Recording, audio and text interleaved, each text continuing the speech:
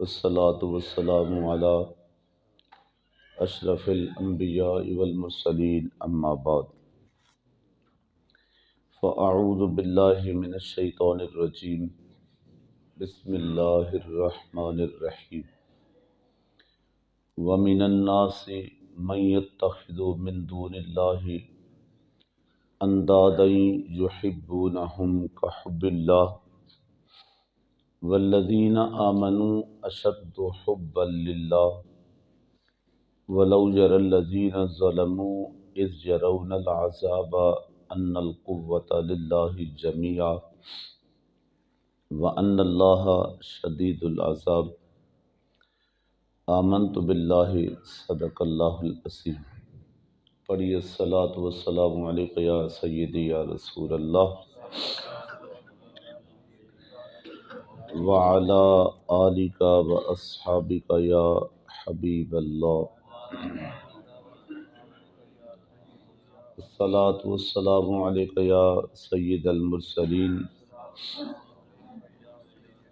وعلی آلک واصحابک یا خاتم النبیین صلی اللہ علیہ وسلم۔ سورہ البقرہ شریف اور اس کی آیت نمبر 165، پارہ نمبر 2 اور اس کا رکوع نمبر 4۔ اس سے گزشتہ آیت میں اللہ وحدہ لا شریک کی شان قدرت کی ہم نے 8 نشانیاں پڑھی۔ اس کے اندر 8 ذکر ہیں۔ ویسے تو آپ جس چیز کو بھی دیکھیں گے اسی کے اندر اللہ کی قدرت نظر آئے گی۔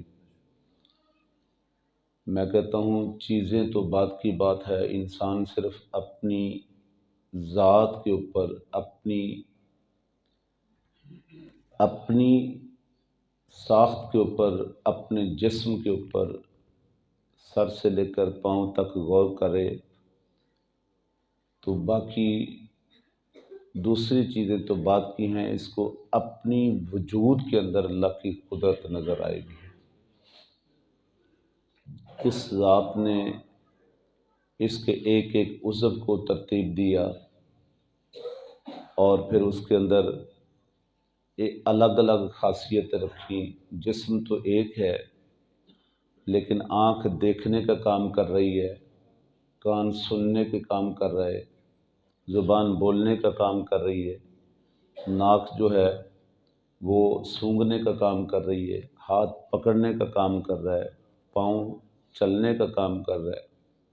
آپ ذرا دیکھ لیں، جسم تو ایک ہے لیکن علیحدہ علیحدہ علیحدہ علیحدہ کتنی ڈیوٹیاں اسی ایک جسم کے اندر رکھ دی گئی۔ پھر بندہ کہے کہ جی پتہ نہیں یہ جسم بن گیا لہذا یہ ضروری ہے جس کا بھی جسم ہوگا اس کے اندر آنکھ جو بھی ہوگی وہ دیکھنے والی ہوگی، تو اللہ فرماتا ہے نہیں، تمہارا یہ خیال بھی میں دور کر دیتا ہوں۔ کتنے آپ نے دیکھے ہوں گے جن کی ظاہراً آنکھیں تو ہیں لیکن بینائی نہیں ہے، جن کے ظاہراً کان تو ہیں لیکن سماعت نہیں ہے، جن کی ظاہراً زبان تو ہے لیکن بولنے کی سکت اور طاقت۔ یہی تو وہ اپنی قدرت دکھاتا ہے کہ تمہارے خیال میں صرف یہی نہ ہو جائے کہ بس جسم کے ساتھ یہ چیزیں لگی ہیں تو لہذا یہ تو قانوناً ایسا ہی ہے، فطرتاً ایسا ہی ہے۔ نہیں، اللہ فرماتا ہے پھر بھی میری قدرت ہے، چاہے کسی کو دوں چاہے نہ دوں۔ تو بے شمار ایسی چیزیں ہیں کہ جس کے اندر آپ اللہ کی قدرت کو پہچان سکتے ہیں۔ آگے آج کی آیت کی طرف آتے ہیں۔ چاہیے تھا کہ جس انسان کو اللہ نے اتنی صفتوں کے ساتھ بنا کے بھیجا، مخلوقات تو اور بھی ہیں لیکن اشرف المخلوقات یہ انسان ہے۔ چاہیے تو تھا کہ انسان فہم و فراست یا اس کے پاس جو شعور تھا اس کو استعمال کرتے ہوئے پہچان لیتا کہ ہر چیز کے اوپر اللہ ہی قادر ہے،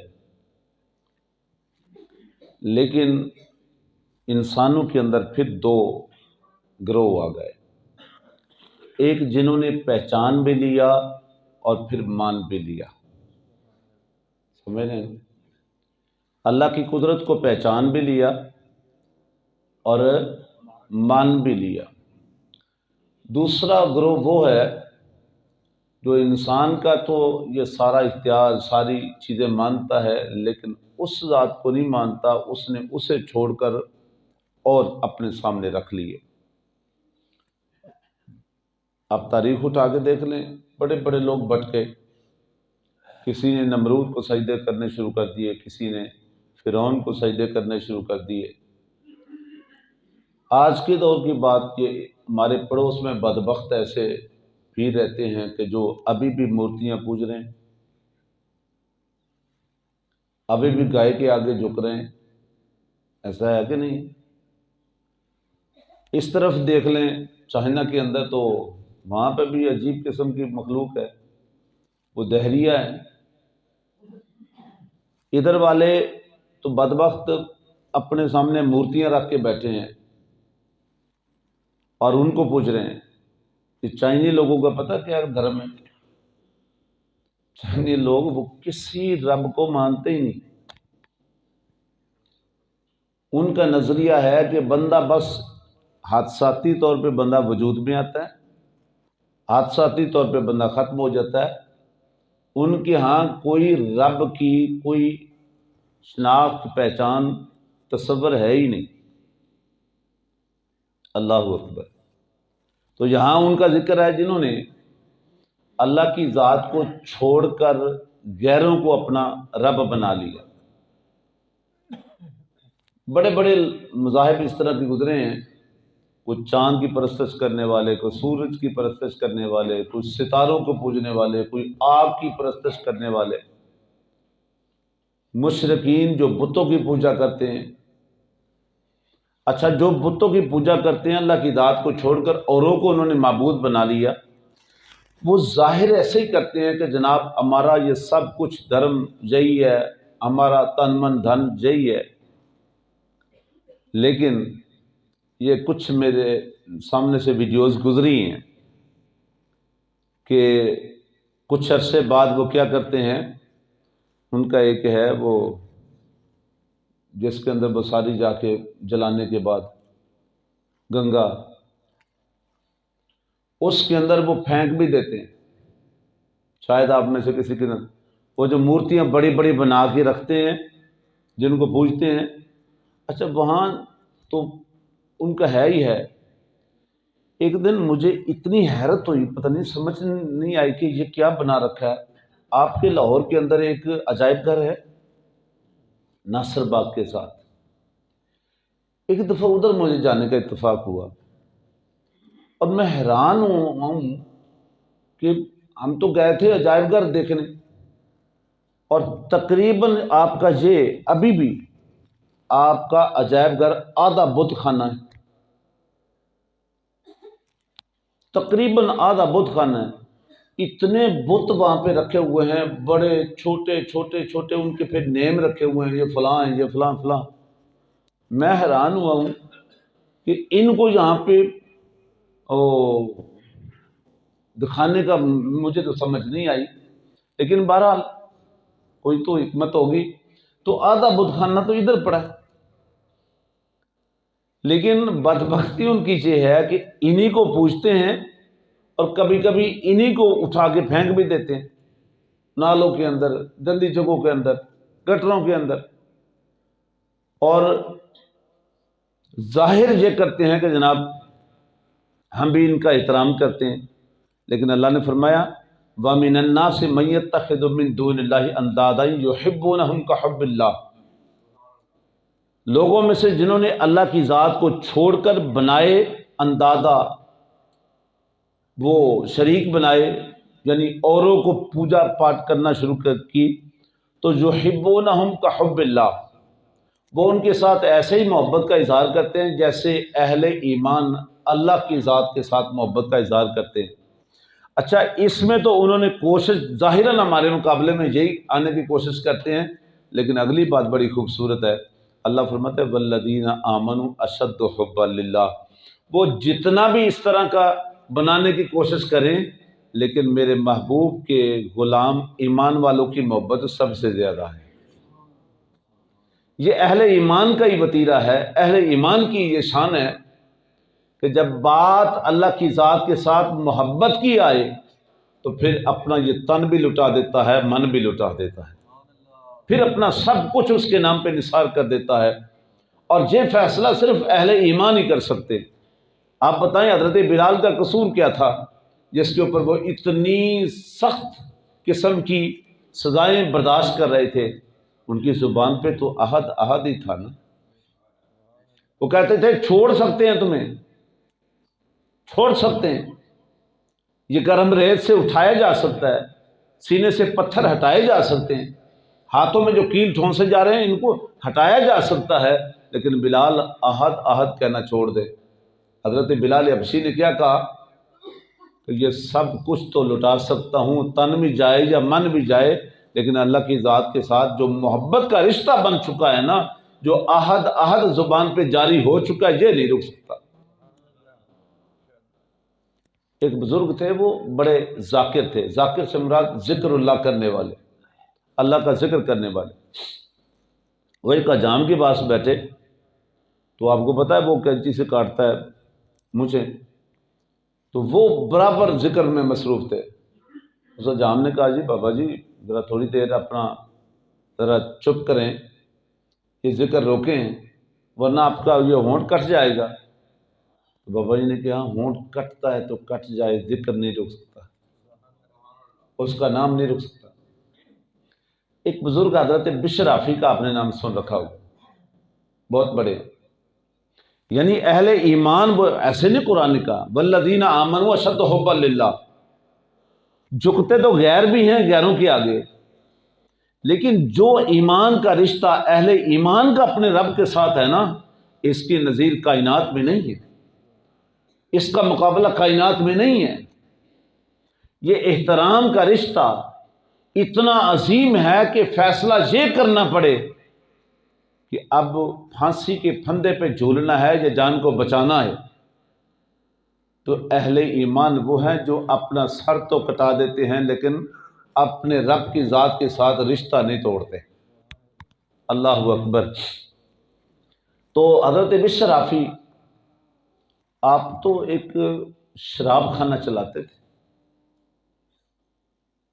مطلب دنیا کی مستی میں اتنا مصروف تھے، اتنا مست تھے، لیکن ایک دن بازار سے گزر رہے ہیں، وہاں ایک نا کاغذ کا ٹکڑا پڑا ہوا ہے جس پہ لکھا ہوا تھا بسم اللہ الرحمن الرحیم۔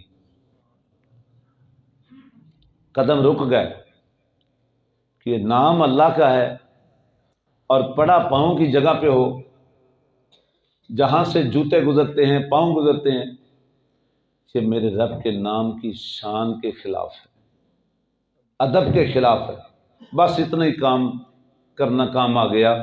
آپ کے قدم رکے، اس کو اٹھایا، واپس اپنے گھر گئے، اور جب گھر گئے نا تو اس کو صاف کیا، مٹی ہٹائی، گرد و غبار ہٹائی، پھر خوشبو لگائی، خوشبو لگا کے اونچی جگہ پہ رکھ کے کہا کہ اے ٹکڑے، تیرے اوپر میرے اللہ کا نام لکھا ہوا ہے، تیری جگہ وہ نہیں تھی، تیری جگہ یہ ہے، تیرا مقام یہ ہے کہ تو سر سے بھی بلند رہے۔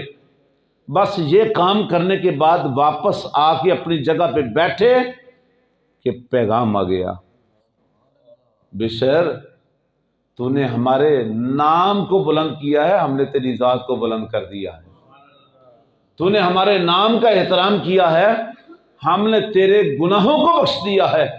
حضرت بشر حافی کہتے ہیں جس وقت میرے پاس یہ بخشش کا پروانہ آیا نا، دل کی دنیا بدل گئی، انقلاب برپا ہو گیا۔ آپ کہتے ہیں اس وقت میں ننگے پاؤں بیٹھا تھا، جب مقبولیت کا بخشش کا مجھے یہ پروانہ ملا ہے، اس کے بعد آپ نے ساری زندگی جوتا نہیں پہنا۔ حافی کا مطلب کیا ہے؟ ننگے پاؤں والا، جس کے پاؤں میں جوتا نہ ہو۔ تو آپ کہتے ہیں چونکہ اس حالت میں مجھے یہ پیغام ملا، اس حالت میں مجھے یہ پروانہ ملا، اس حالت میں میری بخشش کا اعلان ہوا، لہذا میں اس حالت کو بدلنا نہیں چاہتا۔ میرے پاؤں میں جوتا نہیں تھا تو اب بشرافی کی موت تو آ سکتی ہے، جوتا پاؤں میں نہیں آ سکتا۔ کتنے بڑے بڑے نام موجود ہیں، بڑے بڑے کارنامے موجود ہیں، لیکن بہرحال والذین آمنوا اشد حبا للہ، ایمان والے جو ہیں نا یہ اپنے رب سے شدید محبت کرتے ہیں، شدید محبت کرتے ہیں۔ آپ مجھے بتائیں گرم بستر سے اٹھا کے کیا چیز لے کے آئی آپ کو؟ سردی بھی ہے، پانی بھی ٹھنڈا ہے، اب گرم بستر بھی ہے، اب گرم بستر کو کیوں چھوڑا؟ سردی کو برداشت کیوں کیا؟ ٹھنڈے پانی سے وضو کیوں کیا؟ ارے گھر سے چل کے ادھر کیوں آ گئے؟ یہی تو میرے رب کی محبت ہے جو کھینچ کے لائی ہے۔ والذین آمنوا اشد حبا للہ، ایک بندہ رات کی تاریکی میں اٹھتا ہے اور جب دیکھا مخلوق سو رہی ہے، لیکن وہ سمجھتا ہے مخلوق سو رہی ہے، خالق تو جاگ رہا ہے نا، خالق تو اس وقت میں سن رہا ہے نا۔ آپ اپنے دوست کو کال کرتے ہیں، وہ کہتا ہے یار یہ کو کال کرنے کا ٹائم ہے، آپ نے 2 بجے مجھے جگا دی ہے، یہ کو ٹائم ہے؟ وہ دن کو بات کر لیتا، دن کو کال کر لیتا، وہ آپ کو جھڑک دیتا، حالانکہ جگری یار ہے، بڑا گہرا دوست ہے، وہ بھی آپ کو ڈانٹ دیتا ہے۔ لیکن میرے رب کی رحمت کہتی ہے میرے بندے آ تو صحیح نا، 1 بجے آ، بے شک 2 بجے آ، بلکہ اس وقت اس کی رحمت خود آواز دیتی ہے ہم تو مائل بکرم ہے، کوئی سائل نہیں ہے، کوئی مانگنے والا جس کو عطا کروں، ہے کوئی جھولی پھیلانے والا جس کی جھولی بھر کے لٹاؤں، ہے کوئی بخشش مانگنے والا؟ اللہ اکبر، اس کی رحمت تو خود آواز دے رہی ہوتی ہے۔ تو میرے بھائی اہل ایمان کی محبت جو ہے نا، اس کی مثال کائنات میں کوئی اور مذہب نہیں دے سکتا، کوئی اور مذہب اس کا مقابلہ نہیں کر سکتا۔ اللہ فرماتے ہیں والذین آمنوا، اور ایمان والے جو ہے نا اشد حبا للہ، یہ اپنے رب سے شدید محبت کرتے ہیں۔ ولو یری الذین ظلموا، اب وہ جنہوں نے غیروں کی پوجا کرنے شروع کی، فرمایا ولو یری الذین ظلموا، کاش وہ ظالم بھی دیکھ لیتے، اذ یرون العذاب، وہ جو عذاب ان کے لیے تیار کر رکھا ہے اس کو دیکھ لیتے تو وہ یقیناً یہ کہتے ان القوۃ للہ جمیعا، کہ ساری قوتیں، ساری قدرتوں کا مالک تو اللہ ہے۔ یعنی اگر وہ اس عذاب کو دیکھ لیتے، اس پکڑ کو دیکھ لیتے کہ جو غیروں کو پوجنے کی وجہ سے جس کا شکار وہ بنیں گے، کاش وہ ظالم اس پکڑ کو، اس عذاب کو دیکھ لیتے تو پھر وہ بھی مان لیتے کہ ساری قوتوں کو مالک تو اللہ ہی ہے، ہم تو غلط ہی رہے۔ وَأَنَّ اللَّهَ شَدِيدُ الْعَذَابِ، اور بے شک اللہ کا عذاب بھی بڑا شدید ہے، اس کی پکڑ بھی بڑی سخت ہے، مہلت دیتا ہے، ٹائم دیتا ہے، تاکہ کل کو کوئی یہ نہ کہے کہ مجھے تو مہلت ہی نہ ملی، فرصت ہی نہ ملی، موقع ہی نہ ملا، وہ ڈھیل دیتا ہے، یاد رکھیں۔ لیکن جب وہ پکڑ کرنے پہ آئے نا، پکڑ کر، اکثر میں یہ جملہ کہا کرتا ہوں کہ اگر وہ کسی کی پکڑ کرنے پہ آئے تو تخت حکمرانی پہ بٹھا کے بھی نمرود کو اسی کے نوکر سے اسی کا جوتا اسی کے سر پہ مروا دیتا ہے۔ یہ اس کی پکڑ ہے، تخت بھی اس کا، نوکر بھی اس کا، جوتا بھی اس کا، اور سر بھی اس کا، یہ اس کی پکڑ ہے۔ چاہے تو تخت حکمرانی پہ بٹھا کے ذلیل کر دیتا ہے۔ میں کہتا ہوں نمرود تو بہت پیچھے رہ گیا، آج کے دور میں بھی اس کی مثالیں موجود ہیں، سمجھ خود ہی لینا۔ وہ چاہے تو پکڑ کرے تو تخت حکمرانی پہ بٹھا کے ذلیل کر دیتا ہے، اور اگر کسی کو عزت دینے پہ آئے تو حبشہ کے غلام کو بھی کعبے کی چھت پہ چڑھا دیتا ہے۔ اللہ اکبر، پھر رنگ کے کالے کو بھی کعبے کی چھت پہ چڑھا دیتا ہے۔ یہ ہے کسی اور غلام کو احساس؟ اللہ اکبر، کعبۃ اللہ کی چھت ہو اور مؤذن بلال ہو، اللہ اکبر، عزتیں بھی وہی دیتا ہے۔ اس لیے فرمایا وَتُعِزُّ مَن تَشَاءُ وَتُذِلُّ مَن تَشَاءُ بِیَدِکَ الْخَیْرُ اِنَّکَ عَلیٰ کُلِّ شَیْءٍ قدیر۔ اللہ رب العالمین آج کی حاضری قبول فرمائے، آمین۔ وصلی اللہ علیہ وسلم محمد وبارک وسلم۔